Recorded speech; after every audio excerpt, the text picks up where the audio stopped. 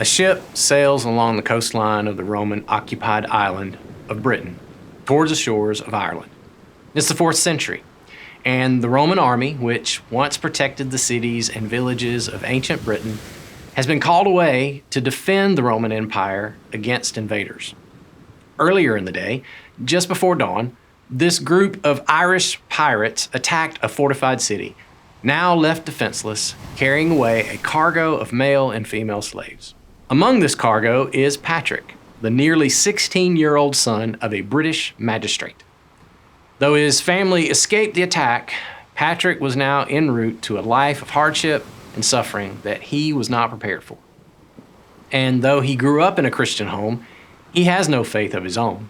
But as he is taken as a slave into the service of a Druid tribal chieftain, Patrick learns to pray. In his long hours as a herdsman tending to sheep and livestock, Patrick begins praying. In his memoir titled Confessions, Patrick claims, "But after I had come to Ireland, it was then that I was made to shepherd the flocks day after day, and, as I did so, I would pray all the time, right through the day. More and more the love of God and fear of Him grew strong within me, and as my faith grew, so the Spirit became more and more active. In snow, in frost, in rain, I would hardly notice any discomfort. And I was never slack, but always full of energy. It is clear to me now that this was due to the Spirit within me." So Patrick grew in favor among his fellow slaves. Eventually, he earned the nickname Holy Boy, and his devotion to Christ grew as well. He was known to pray through the night, trusting God for all that he needed. But the evil of slavery is so cruel and inhumane that the prayers of Patrick in Ireland were filled with the cries of suffering, and the Lord heard his prayers. Just as he did for a woman nearly 1,500 years earlier, crying out to God because she was unable to bear children. Her name was Hannah, and she was married to a man named Elkanah. What made her pain even worse was that Elkanah had another wife, and she had given him several children. And Elkanah's other wife would taunt Hannah every time they would come to the tabernacle, their place of worship. But one day, Hannah had gone to the tabernacle alone. And the book of 1 Samuel records Hannah was in deep anguish, crying bitterly as she prayed to the Lord. And she made this vow, "O Lord of heaven's armies, if you will look upon my sorrow and answer my prayer and give me a son, then I will give him back to you, and he will be yours for his entire lifetime." And the Lord heard her prayer, and he saw her tears, as did Eli, a priest in the temple, who saw Hannah crying and moving her lips, but he couldn't hear her talking. So he said to her, "Must you come here drunk?" he demanded. "Throw away your wine." "Oh, no, sir," she replied. "I haven't been drinking wine or anything stronger, but I am very discouraged, and I was pouring out my heart to the Lord. Don't think I'm a wicked woman, for I have been praying out of great anguish and sorrow." "In that case," Eli said, "go in peace. May the God of Israel grant the request you've asked of him." And the author of 1 Samuel tells us that Hannah is brought joy by this act of compassion by Eli, and she returned home no longer sad. Now, neither Patrick nor Hannah would have ever planned to end up in the situations they were in, but they trusted God. They devoted themselves to Him, and the Lord changed their plans.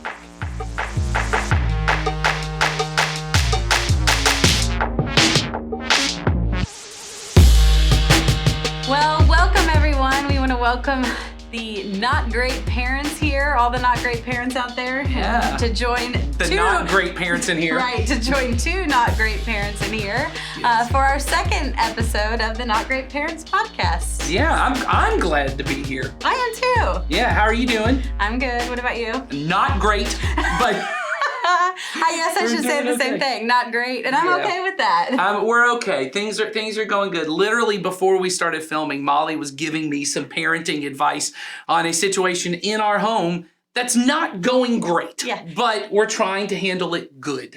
Completely Which is not good unsolicited grammar. parenting advice that I threw out The there. best kind of parenting advice. Yeah. So Exactly. So anyway, yes, we also have had some not great Yeah. moments in our house this week. And my child's been wanting to do some things his way and not liking to hear my answer. And that sounds like something nobody can relate to. right, we all can relate to that. Yes, exactly. So, but you know what? I'm proud to be a not great parent because I think, you know, I think in the responses, which haven't all been perfect with my kids, but certainly they have been responses that have had God at the center, and I've been trying to, you know, do the right thing in those moments with my kids. Well, and I think in particular to what we talked about here on the very first episode of this was this idea that our goal is not to be great. In fact, if I pursue great, and so the situation, I don't know what situation you're talking about, but the situation we were talking about, which is a similar thing, there's something I know that would be good for my kid to do, and I want it done my way, on my schedule. But my pursuit of this has to happen in this way at this time, which would be great if it could happen. That pursuit of I'm a great parent who can get things done on the schedule in the time I want ends up not allowing me to behave like Christ in that situation. And I think the benefit that, you know, Molly and I have having these kind of conversations, and hopefully will be this way for you as you listen, is we get that little bit of a check that when someone goes, hey, that may not be the most Jesus way to approach this situation, it allows you to remind yourself, my goal is not great, but it's to be good like Christ is good. Right. And have Christ-like responses to things, and to model that for our kids. Well, because you can't force your kid to follow Jesus. Now, what I mean by that is not you can't bring them to church, because you are in charge of where they go. Absolutely. I'm not saying you can't make them read the Bible, because you are in charge of, hey, these are the way our family's going to operate. What I mean is you cannot force Christ-likeness into them. You will be patient. You will be kind. But what we can do is be Christ-like. Right. I can be patient. Right. You know, and in the particular situation we were talking about, because it's something I want to happen on my time, is I can't get you to move past this thing, but I can be patient because I have the perspective of an adult to go, this isn't going to go on forever. Right. And this situation isn't going to be the way I want it to be forever. And so my goal is just to model what Christ is like, and hope that because Christ's way is so good and pleasing and perfect, they in their own way, in their own time, will say, that's the best way to live. Right. It's no different than when we're talking about adults too, and we say, let's try to live our lives in a way that's appealing to others. That's right. It's the same thing with our kids. You know, we're modeling that, and we're saying, you know, this is how to handle this situation, and we're showing them different ways, and our kids are such observers of us. Yeah. And so that is, you know, not any different, and they can you know, they can learn those things from us. The goal, you know, with the parenting, obviously, is that we have more influence in that, and we have more ways that we can tee up those conversations or set those, you know, scenarios for kids. But our goal is always to be Christ-like parents and to be good parents, not necessarily Well, great. and like we said last episode, you have to give up great to get good. It doesn't mean that you won't ever get this greatness you're looking for, but it is not a balancing act. It is not, I really want great and I hope I get some good. You have to give up great to get the Christ likeness. The way that Christ would say it is, what good is it if you gain the whole world? Right. What does it benefit you, but you lose your soul? And to recap what we had talked about, greatness is defined not by God, it's defined by the world. Right. We are saying that goodness is this life that Jesus has outlined for us and is clear for us. Yes. Greatness is often what the world is saying our kids should be. Yes, success. And what we should be as parents, and what success looks like. So, well, and as we're going to hear in this story that kind of started our whole thing, where we're looking at the story of Patrick, who, spoiler alert, becomes who we now refer to as St. Patrick. This is the day before. Wait a minute, it's not just about shamrocks and No. We've got a little green in our set for those of you that are watching. Yes. And this should have worn green. This is, what color would you call that? Oh, Well, it's like blue-green. That's like a turquoise, but there's some green undertones. There's a little bit of green undertones in that house. So there's a little bit of green here. That was not intentional. It just happened that way. But I did, when I was at Aldi, see a shamrock candle, and I almost bought it for this episode. For those of you who are just listening to the podcast, on our set we have a candle because I'm a big candle guy, and so we have different candles. This week is the egg hunt candle that Molly got for my birthday. I did. I thought Nathan likes candles. He's partial to the 3-wick kind. I do like the 3-wick kind. I saw kind. some and I thought, Nathan, here you go. And we've been working on planning an egg hunt together. Very much like St. Patrick's faulty description of the Trinity as being a shamrock. The candle fits in the same thing. But you have Patrick that we talked about. You have Hannah, who, as you'll learn in the story, once again, spoiler alert, gives birth to Samuel, who's the prophet, who is the one who God uses to identify King David, who then becomes the line of Jesus.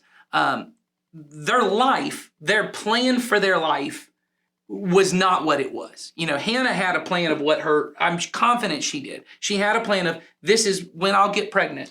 And this is what my kids will be like. And, Patrick's plan did not include getting kidnapped and sold into slavery. What? So they did not have this as their plan for greatness, but because they chose to seek God. And the plan for goodness. Yes, they devote themselves to God's kingdom, his plan for their life. They end up doing things that we would look at and say, that's pretty great. Mm-hmm. Like it's pretty impactful in the world. And we'll get to that later. But I thought, as we've been talking, don't you think every parent at some point, whether it's when you find out you're pregnant, right, or you're holding that baby, or they're going into middle school or high school, you have a plan for greatness of what their great life is going to be. And often those plans seem pretty clear. Oh, yeah. I mean, you're holding that baby and you're thinking, what are they going to be when they grow up? And who are they going to impact? And you're thinking, will they exceed in this area? Are they excel in whatever it is that they are gifted with? I want them to be the best at that, whatever it is. And I think all parents do that with their kids when they're young. Well, especially if you've got social media. Oh, well, yeah, because every child on social media is going to be the greatest child. And again, comparison is so easy to do with social media. Well, and I think you end up seeing this person's plan for greatness and this person's, because they're highlighting the great moments. And you look at, especially once your kids are able to get into sports. Oh, yeah. And grades start actually mattering, and there's clubs and there's hobbies, and you start kind of, the picture of who they're becoming starts to solidify in your mind of, oh, they're really into baseball. It used to be that if you had the bumper sticker that said your kid was in the honor roll, that was pretty much parents saying how great their kids are. Now, every aspect of their life is on social media or is put out there. So it's now no longer is my kid just an honor roll student. My kid's an honor roll student, and we're the travel ball team, and we're going to some championship game, and my kid is doing X, Y, and Z at school. And so it's now this bigger picture, and it's all right there for you to see. Well, and I think we were talking about it earlier before we were filming, but I get my kid into sports, or I get him into school, and there's going to be some guidance counselor, or there's going to be some coach on a team who will lay out the plan for you. Right. That if you ask them, they will say, if your kid's into baseball, if he joins this travel team and gets this coach, and then he goes and gets tutored on his swing by this person, and he learns how to pitch from this person, and he does X amount of things, scouts will notice. He can get a college scholarship. And that plan sounds great. It does, and it sounds pretty definitive. Yeah, it sounds very, I do this happens next, this happens next, this happens next. And at the end, we spit out that MLB player or whatever. Or even if it's not that, they just get to have a great high school experience because they're on the high school team. And I know they're not going pro, but they just had a lot of fun.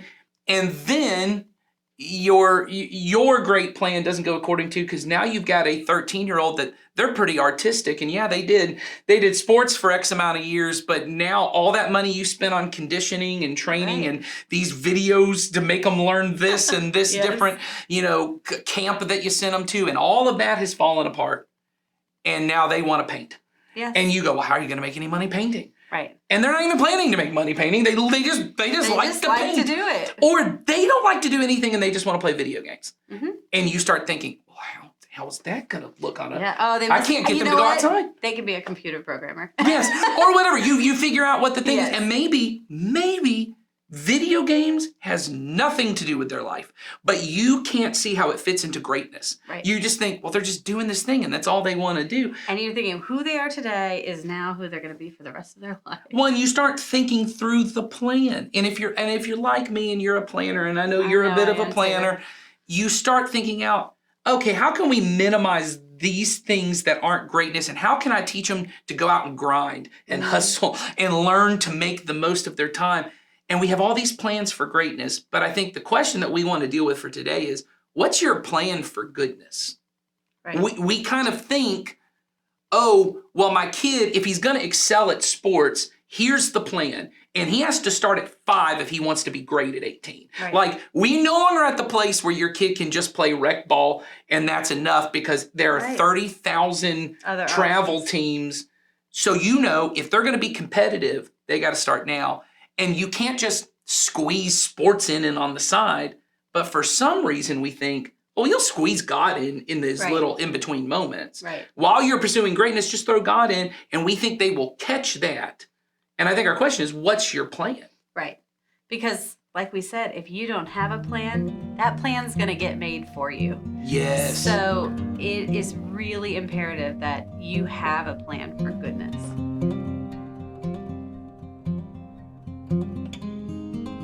My profession is education, and I want students to do well, and I especially want my 2 children to do well.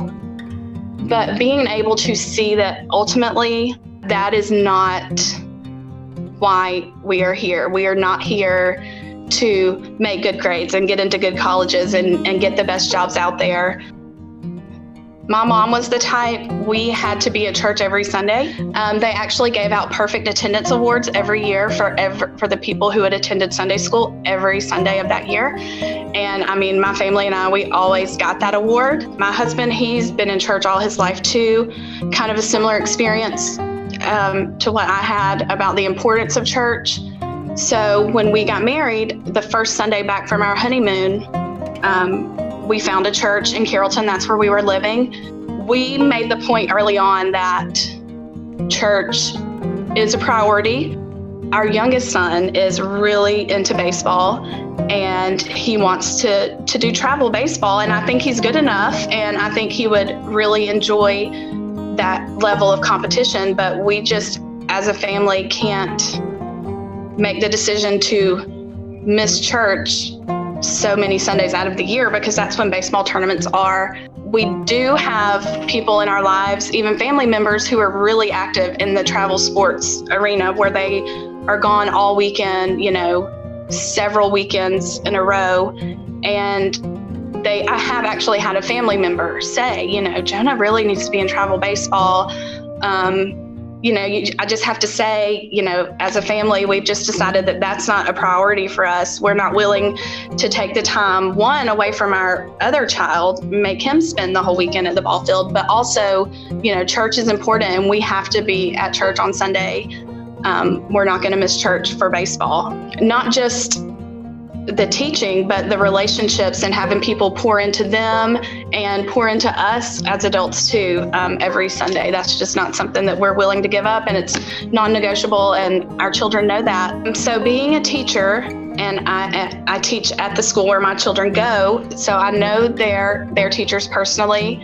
I know their peers. I teach a lot of their peers. And so I know what's expected of them. I know what they are capable of doing. Like overall, both of my children make fairly decent grades. We're lucky that they don't really struggle in that area. But it's still hard for me, even if one bad grade on one assignment comes home, for me not to, I wouldn't say lose it. I don't ever lose it, but question it. Like, what happened here? You can do so much better, especially with our 10-year-old. He's in 5th grade. And beginning last year, he started dealing with some major, I don't want to label it bullying because I feel like that term is overused, but he was dealing with some different personalities and was struggling with some relationships that he had with some friends. We really need to focus on his heart and how he treats people, and kind of training him to accept others and love them, but also be able to kind of, guard his heart. That's a little cliche, but give him strategies and training and encouragement. I can't even begin to think how many times we've said to our 10-year-old, like, have you prayed about that? You need to pray about that. We'll pray about that with you. In our family, Brad and I try to model what it looks like to love Jesus and love others. Our kids see us every Wednesday night without fail. We are on small group or virtual, so we sit in the kitchen every Wednesday night on group. They know about our on mission groups. They don't see us doing that throughout the week just because it's early and we do it before they get up. But every other Saturday, they're with us for our meetings.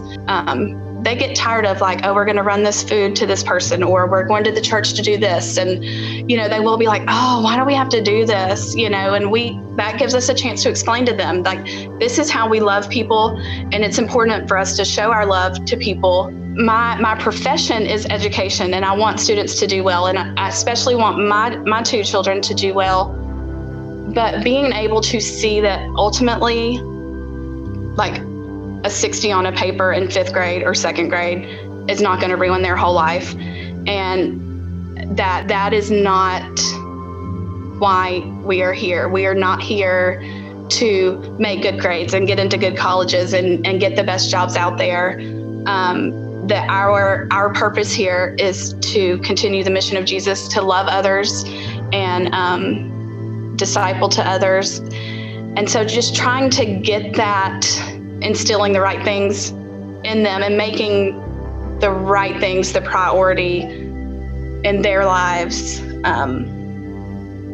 It's a little difficult, and it's something that I feel like I'm learning as I go with that, and doing a lot of self-talk to step back and not be so hard, especially on my 5th grader. Just trying to remember that is not the most important thing.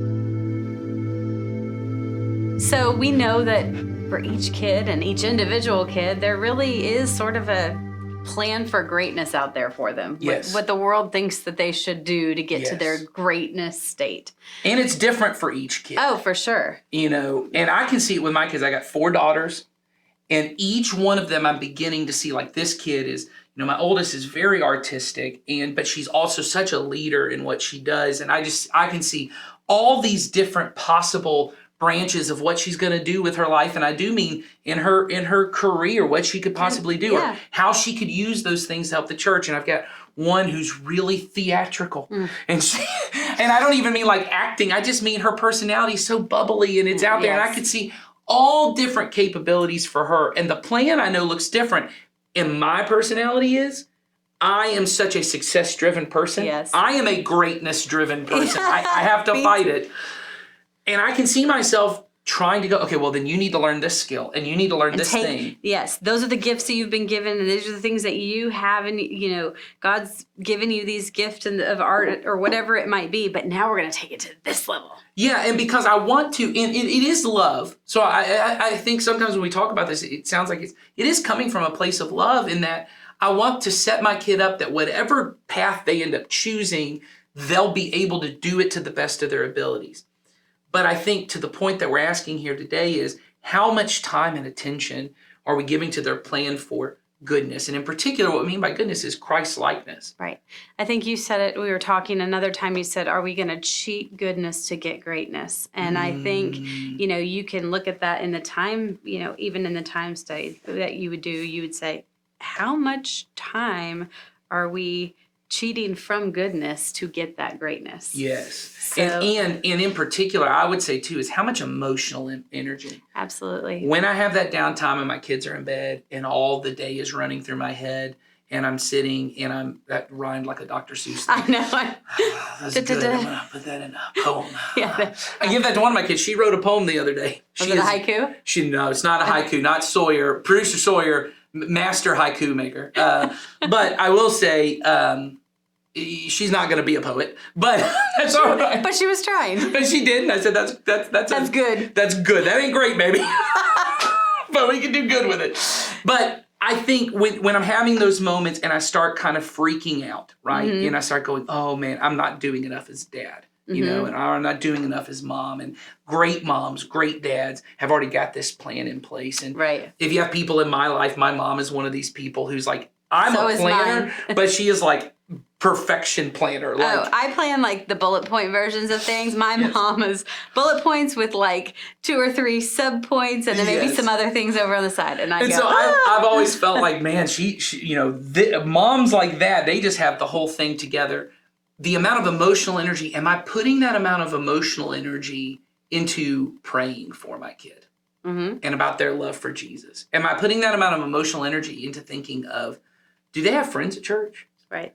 Do they have people they care about at church? I know I bring them to church, but do they have people they're invested in? Do I hear them talk about their leaders? Right. Do I know other adults that are invested in my children? Yes. And is my emotional energy, what is my plan for goodness, for Christ likeness? And so I think we want to spend a little bit of time trying to figure out, how do I even begin, right? Oh, yeah, because here we're telling you, don't be a great parent, be a good parent. And Yes. so we got to, Well, and we need Molly to and talk I about what work that at a looks like. church, and we're thinking about the plans for your kids a lot. So it kind of makes sense. Well, they'll occasionally think about their kids, but you've got whole other thoughts about your personal job and your schedule and your Absolutely. kids. So if it's a struggle for us, I know it's a struggle for everybody. And so Molly, where do you think it begins? Where do you think it begins of going, I want to plan for my kid to have a good relationship with Christ and to care about Christ? Well, for me, when I look at I look at what would it take to have any kind of relationship. So, what does it take for you and I? We are coworkers, but Right. you know, what does it take for us to have any kind of relationship? Well, relationships involve time. Yes. I mean, you don't just walk into a scenario and have a close relationship with somebody that you've never really talked to That's right. or don't consistently talk to. Yeah, you certainly don't care as much about that, but you're not as Right. invested in that Right. relationship. So time is huge. Yeah. I think dialogue with that person. Yeah. It's not Good communication. Good communication. I think listening, hearing Yes. what that, slowing down and being present in those moments with that person. All of those things, go together to make relationships. Here's another one that I'll happen. add to what you said that I think is huge is caring about what they care about. That's huge. Because, we just had, and this will be a plug for something you'll hear us talk more about, but in one of our parenting events, it wasn't the last one, but the one previous to that, we had a conversation about the 5 love languages. Yep. And knowing your kid and their temperament and their personality, how they receive love. And most of us don't think about it this way. How does God receive love? How does Jesus... I don't think I've ever thought about it. How does exactly Jesus like that. receive love? Because I hear so many people say, and I think we're going to do this on a future episode, but I've started, ever since I was teaching teenagers, I'd hear them say, I love Jesus. And my question always would be back is, how do you know that? How do you know that? How do you know that? Because love is not, and I think we all know this, so I mean, I'm not Not saying a anything. feeling, it's an not action. a feeling. Yeah, well, and, It's a choice. and it really is a state of being, because there is a way in which I'm not always doing loving actions for my kids, but I know there's a baseline of love that is there for my kids. And obviously, more often than not, I'm doing loving actions, but I'm not a great parent. And so I mess it up. Right. And not every time. But there's always an underlying sense of love. And I think Jesus says, if you love me, you obey my commands. So that right there is a big one. Right there. How do I know I love Jesus? I'm doing what he tells me to do. And then he says, my commands are really this. They all come back to love, but they are slightly different. There's love God, right? So put God first in everything. What he means is desire God, you talked prioritize God. Prioritizing God. Right? He says, love your neighbor as yourself. So that means every person, as I say to my kids, every time we pray, one of my kids will pray at lunch or dinner or bedtime. And then at the end of the prayer, and I don't know where this started, but they've just all, at the end of every prayer, they say, Jesus' name, amen. And then all the kids say, love your neighbor as yourself. And I think it began because in the pandemic when I had gotten these kids into my home, and I missed so much time with 3 of them, and I was like, I just need to prioritize it. We every morning did what's known as the Shema, which is love the Lord your God with all your heart, soul, mind, and strength. And then I would always add, and Jesus said equal to that is love your neighbor as yourself. So every time we pray, they end whatever they're asking God for, which is an act of love. Praying is an act of love to God. They end by saying, love your neighbor as yourself. And one of the kids will say, and who is your neighbor? And the other ones know to respond, whoever is next to you. So when Jesus says love your neighbor, he means whoever is next to you. Yeah, whoever is near to me. Whoever Not the person that lives in the house next to you only. Yes. It's whoever is next to you. And so that could be a customer in line. Mm-hmm. That could be the kid that they're in school with in class. It could be a teammate. It could be the teacher they hate. Right. It could be the teacher they really dislike, and they got to learn to do that, which leads to Jesus says, love your enemies. Mm-hmm. That's a command that he gives, love your enemies. So how do I forgive the people? But the big command he gives right before he goes to the cross is love one another just like I loved you. And what he means by love one another is he means brothers and sisters in Christ. Mm-hmm. That doesn't mean, as we've already said, you are to love everybody. Always. That's what we say. Love everyone always. That's love your neighbor as yourself. Right. That's often love your enemies. That's literally love everyone. Right. But Jesus says there's a prioritized command, a new command that I give to you, which is the people in your community, meaning the church community. Those brothers and sisters, you are to love them like Jesus has loved you.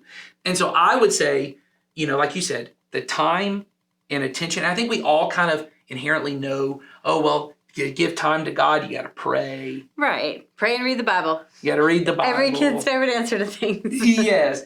But those are real things. Those are, and I'm not teasing. I just meant we know what those things look like. But if I'm going to care about what God cares about, if I'm going to speak God's love language, right? That's good. That'll preach. There you go. I'm gonna write that. We were brainstorming. I have him on here so he can come up with these things. We were in a brainstorming meeting and I said something. I don't remember what it was. And he says, write that down. I said, write that down. That's good. I want to keep that. I'm going to put that in a sermon at some point. It happens like every other meeting with you. Right. That is true. I go, okay? Yeah, he just gets something catchy. And I go, that's good. Let's write that down. That'll preach.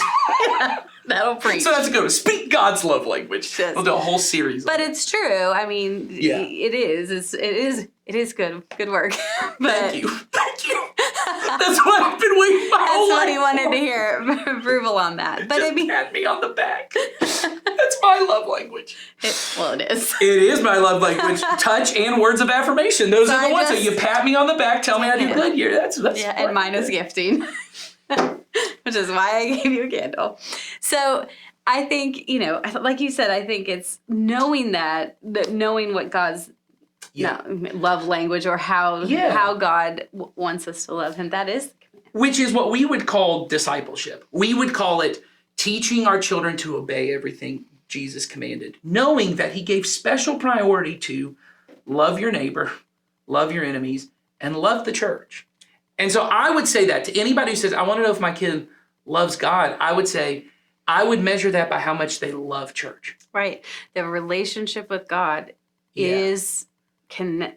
They're connected. I mean, I think that connected to the relationship they have with the church. So and not, just to be clear for people listening, not community Christian church. What we mean is their love for brothers and sisters who together we're following Jesus. And right now, that is community Christian church for them. Right. And someday it might not be, but but if you have kids that are going off somewhere, they're going to plug in and connect to another community of that's what we hope believers and go to another church, hopefully. Well, I think that's the goal, right? Yeah, I mean, absolutely. And I think that where we can prepare our children to leave our homes and go out in this world and have their own relationship with Christ. Yes. That is real.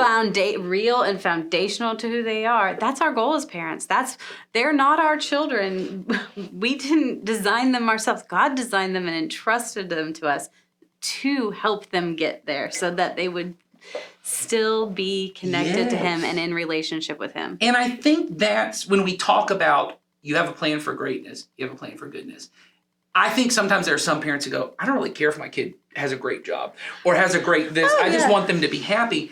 But what I do know is there are conversations you have with your kids where you go, one day I'm not going to be around. Oh, yeah. And you need to know how to tie your shoes. Right. Or you need to know how to cook. Yes, or how to pay your bills. Or how to, And those are true things. They are true, and I'm not taking that away. What I'm saying is you have a plan to teach them things to take care of their body and to take care of their finances. If you don't, you should have a plan on how to take care of their finances. But all those things, do you have a plan of saying, this is how I'll know that I really tried my best to raise them to love God. Now, once again, and I think we're going to have to say this on this podcast, you can be the best, most Christ-like parent, and because your child is a person, they can choose not to follow God when they're an adult. They can choose to say... God gave them that choice. Right, and love requires that I give them that choice. Exactly. But when they're young, my job is to model Christ-likeness, and so because I follow Jesus, which means I love the church and I go to church, my kids go to church with me. Right. Just like when I go to the grocery store, they go. And when you had like a 2-year-old, whatever bathroom you went into, they also went into. It's not because for the rest of their life you were planning to take them to the bathroom and you said, one day I'm not going to be here. Right. One day I'm not going to be here. You have to do this yourself. But it's part of those stages of parenting that we do where we're we do it with them and we're modeling it and we're training, and that continues on, and it also carries over in the way that we modeled Christ to them. So what does it look like practically then? I think your goal is what when my kid is 18 or 19 or 20 or they go off to college or they're moving out of the house, my goal is that my kid, no matter where they end up, they find a church body to plug into, because I trust that church body will continue their love for God and their love for that. But if I want that to happen at 18, it has to be a priority now. And so I do think when we said it, of how do I measure that I'm prioritizing God, I do think it's how you're prioritizing church with your kids. And you say, this matters to me and it should matter to you. Mm-hmm. I can say from my own life, I mean, I'm in my 40s now, but I went to church every Sunday. It was just a non-negotiable. Did I have weeks I hated it? Did my parents and I, disagree about it a lot of times? Off and on, yes. Yeah.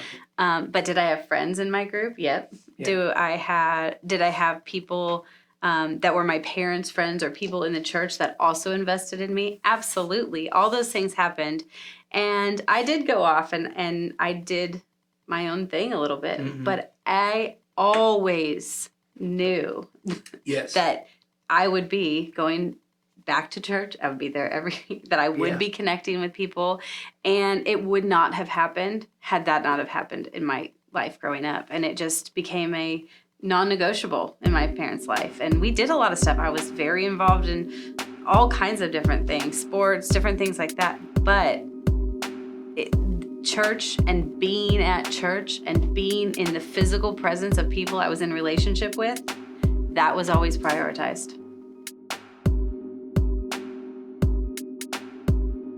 All right, well, I have Sawyer here with us today, and Sawyer is our student pastor. And so, Sawyer, introduce yourself. I have a lot of fun just on Sunday morning to interact with your teenage students, and it is a huge privilege of mine to work here and stuff like that. So I'm excited for this conversation right now. Absolutely. We talked earlier about having a plan, and we talked about, as parents, we want to make sure that we are encouraging our children to have a relationship with Jesus, and that needs to be a plan. And so we know that we, as a church, try to provide resources and things for everybody to grow closer to God, and that includes our students. So I wanted to invite Sawyer on to talk to us a little bit about what we call our student path. Yeah. So tell us a little bit about that. Yeah, we call it that mainly just because,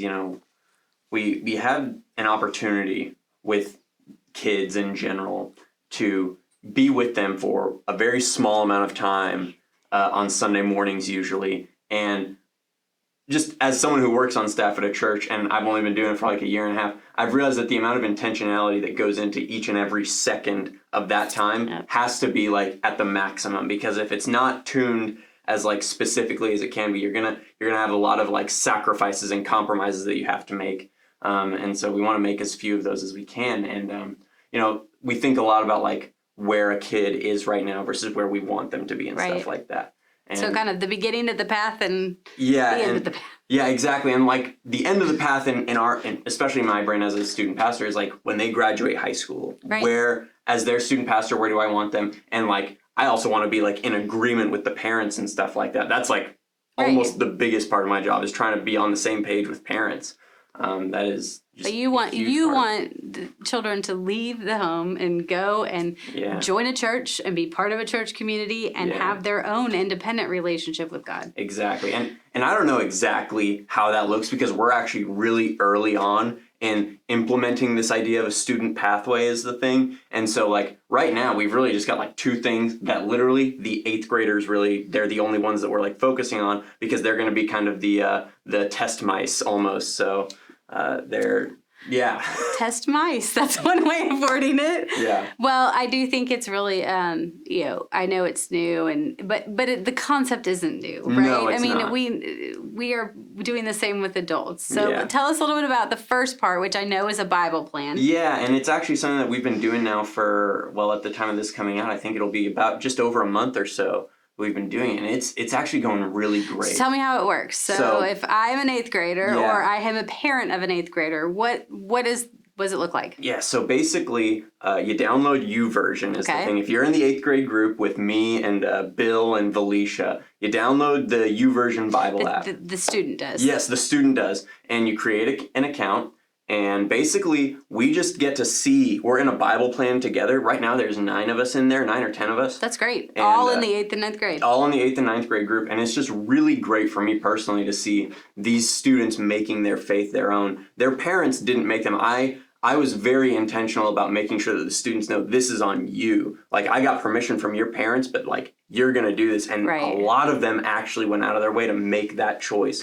And it's really exciting just for me as a young youth pastor to be able to see that. Many kids want to do it together. So you all do it through YouVersion, and so do you communicate with each other each day? Yeah, and again, we're early on, so like right now it's literally just like saying, "Yep, I read it." But like, so it's accountability, and also everybody reading the same thing every day, I'm assuming. Yeah, exactly. We all have the same scripture. We have a little devotional that we read.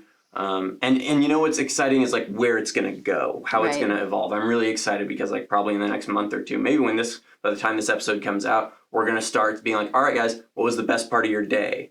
Through the Bible reading plan, just trying to create, almost church conversations that can happen in a organic manner throughout the week is the thing. Oh, absolutely. And I think, you say it's small, but that's how training starts, right? Exactly. We're training kids, and you guys are, at a youth age, but we're training, how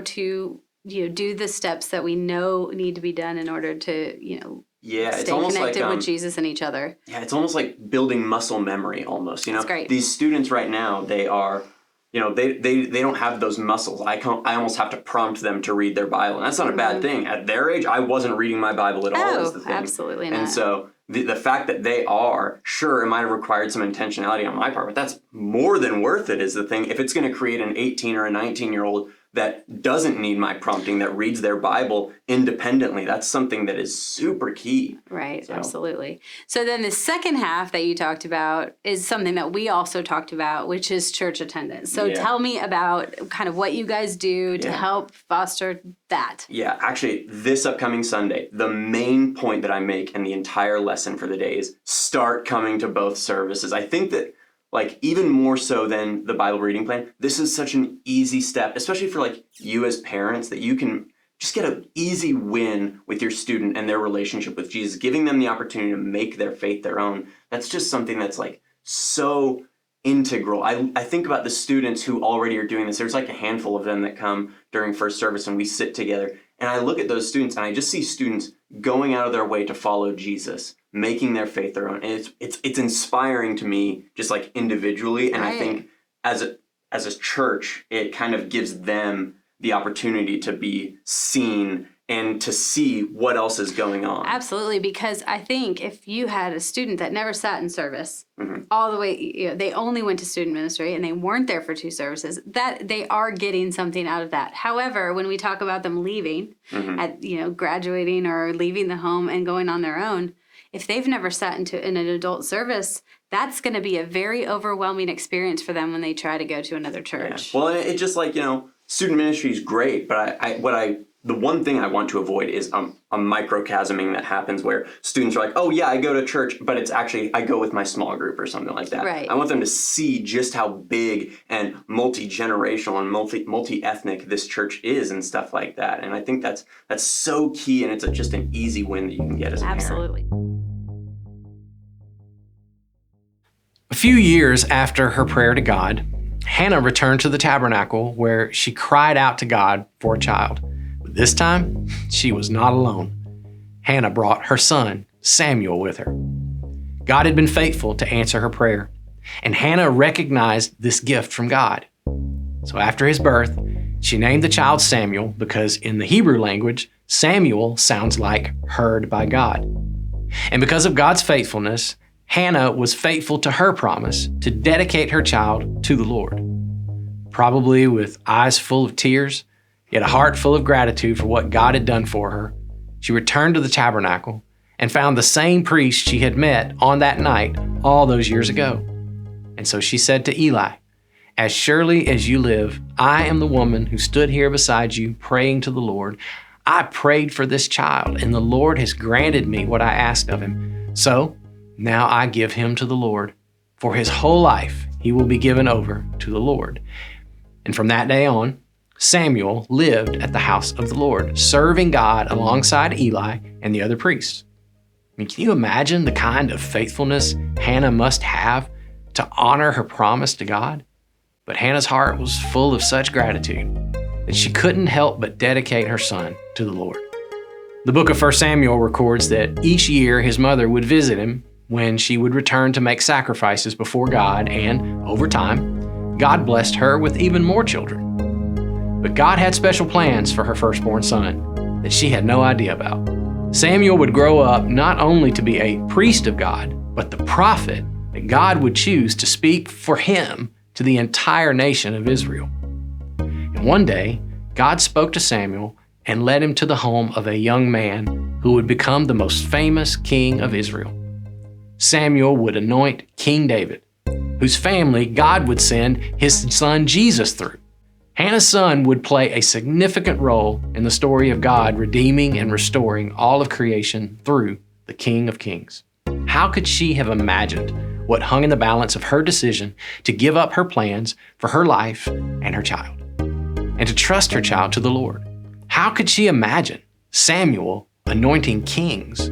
Or how could she know the Son of God coming through one of those kings' family?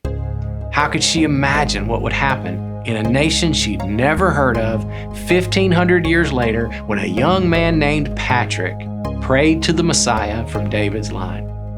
After more than 6 years enslaved in Ireland, Patrick escaped his slaveholders. He traveled more than 200 miles to board a ship back to Britain. This journey was inspired by a dream that Patrick believed was given to him by Christ. And at the age of 22, Patrick returned to the arms of his mother and father, where he lived for 2 years, until again he began to feel God drawing him to return to Ireland and share Christ in the land where he was once enslaved. As you can imagine, his mother and father were vehemently against this idea. It was widely believed that the Druids in Ireland would often torture and mutilate captured runaway slaves. But Patrick was firmly convinced that this was the direction Christ, who had led him out of slavery, was leading him yet again.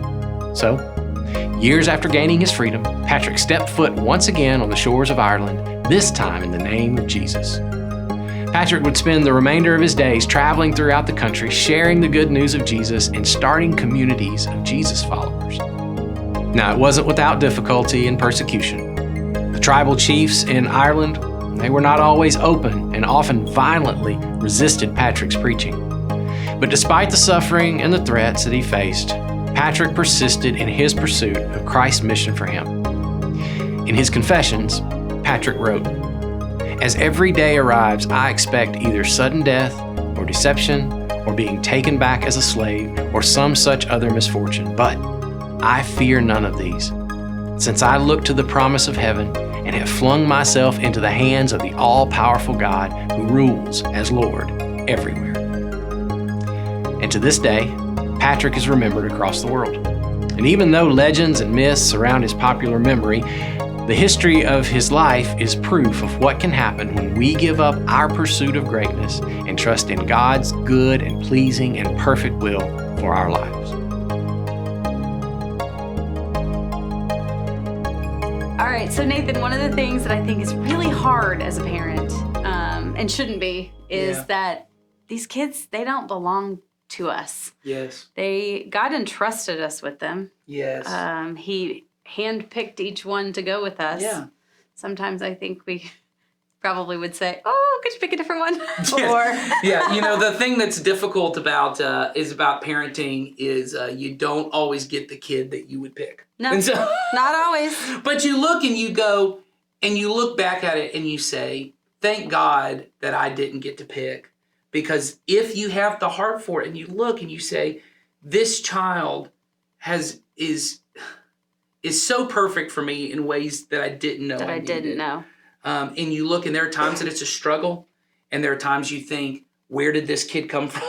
Right. And where did this happen? And why is this so difficult? But you look at it and you just say, God had a perfect plan in mind for this. And I didn't see it all the time along the way. You know, as my kids are getting older, I can look back at specific times where I thought, this is too hard for me. This is too difficult. I have tons of those where I had moments where I was like, I am in over my head. I don't understand, God, what you were doing here. Yes. Later on, Yeah. I might see how all those pieces went together. I might not, but there are.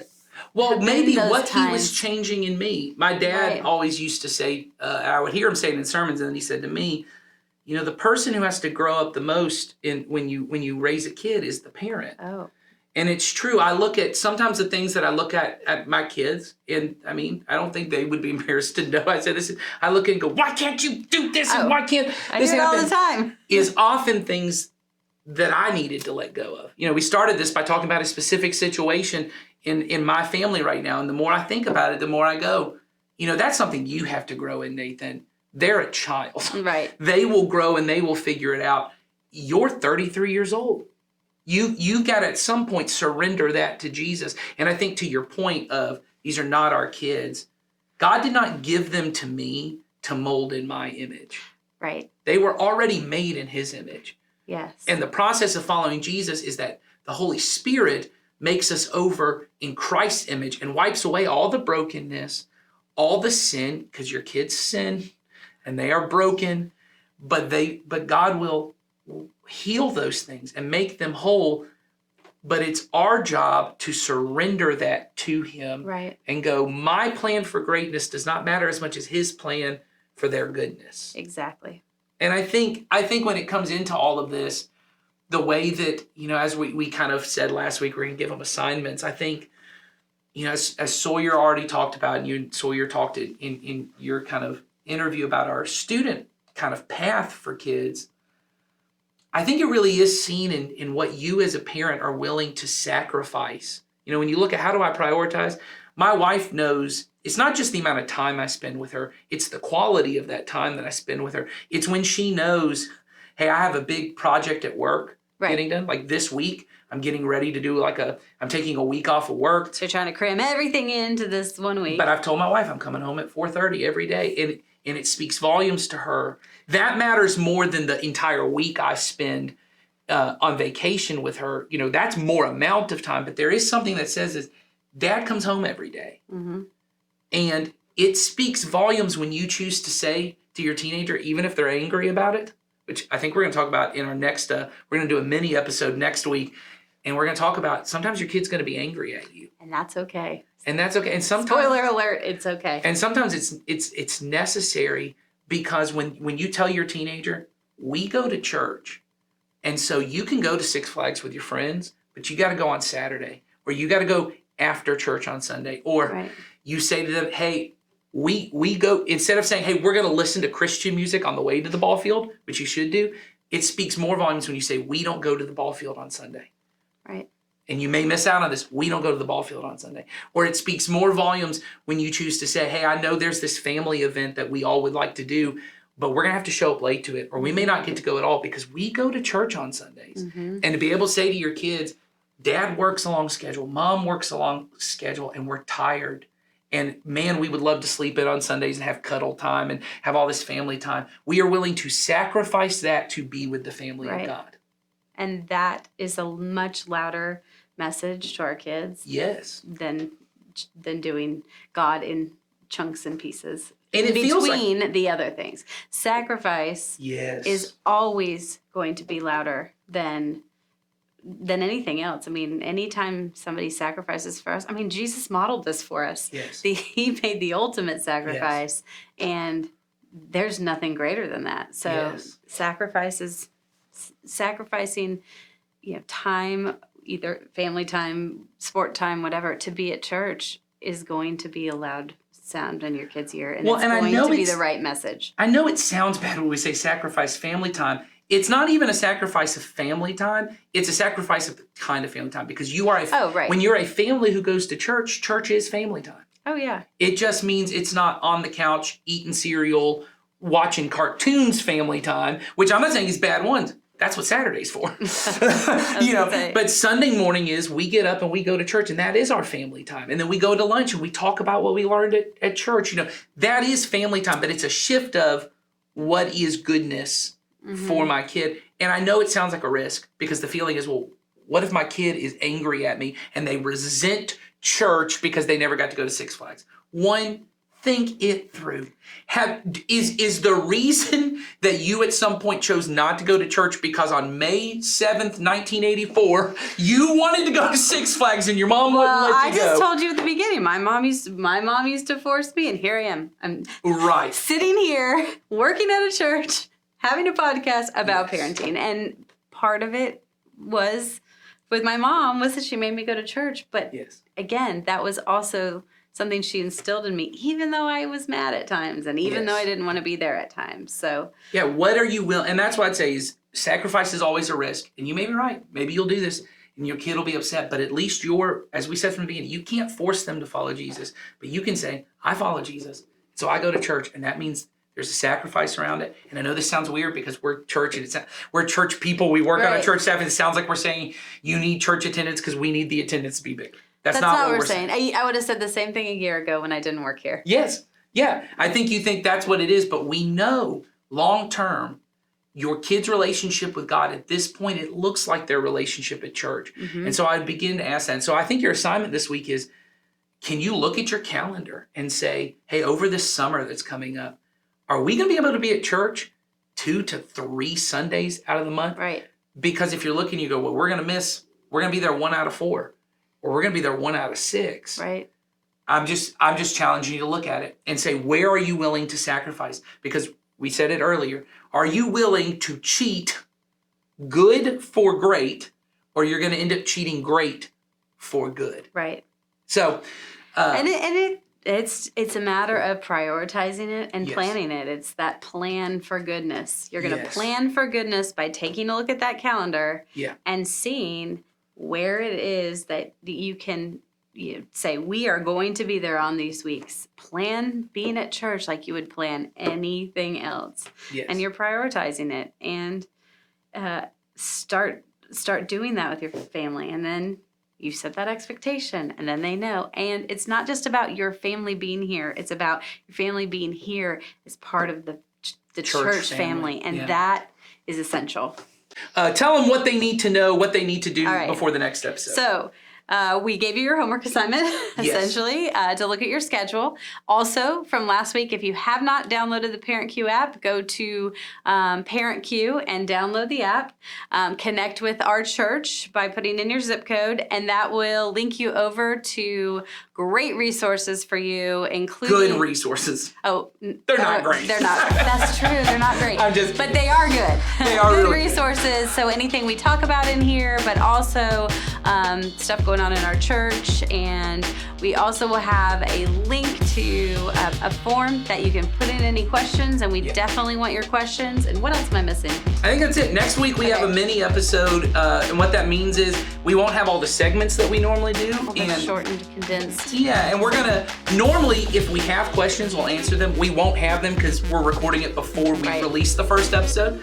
But in future mini episodes, which will probably be every other week or so, we'll be able to answer questions. Right. We're gonna be able to talk to some people on our staff who do different things. I think we're talking to Jason Collins next week, who has done some parenting ministry stuff for us, and he's got some advice. And so I think it's gonna be really good. And yeah, so we'll see you guys So we'll see all you not great parents next week. next week. Have a good one. See ya.